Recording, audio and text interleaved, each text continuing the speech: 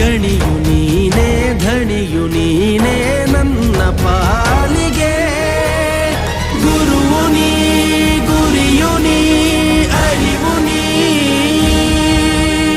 ನೊಂದ ಜೀವಕ್ಕೆ ಉಸಿರೆ ನೀನಯ್ಯ.